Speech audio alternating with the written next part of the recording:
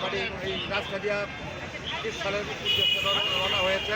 ওনাকে স্বাগত জানানোর জন্য আজকে তো আমরা ওনাকে অনেক ভালোবাসি, কিন্তু সশরীরে মানে সরাসরি দেখা আমাদের জন্য খুব কষ্টদায়ক।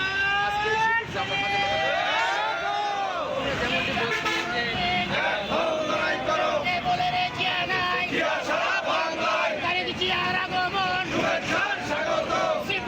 পক্ষ থেকে বাচ্চু ভাইয়ের পক্ষ থেকে আজাদ ভাইয়ের পক্ষ থেকে তেলিহাটির পক্ষ থেকে কাউরাজের পক্ষ থেকে গাজীপুরের পক্ষ থেকে শ্রীপুরবাসীর পক্ষ থেকে তারেক জিয়ার আগমন, প্রধানমন্ত্রীর আগমন, শ্রীপুরবাসীর পক্ষ থেকে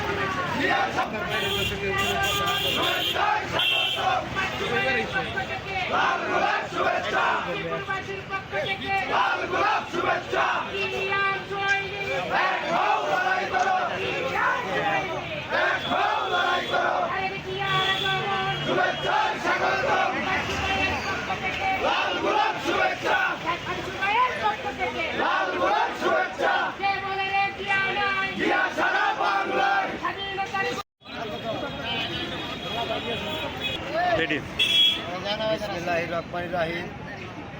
আজকে তারেক জিয়া আগমন উপলক্ষে আমরা যারা নেতৃবৃন্দ আসছি সকলকে আমার সালাম আসসালাম।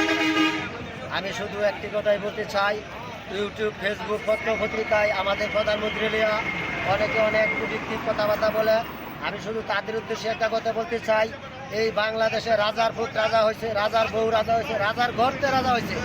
এই রাজা জাগর কাছে প্রধানমন্ত্রী হিসেবে গ্রহণযোগ্য লাগে না। তারা আজকে ওই ইন্ডিয়া যেরকম শেখ হাসিনা ফলে গেছে, যারা পাকিস্তান গেছে তাদের লোকে তারা একটু ফলে যাইতে পারে গা।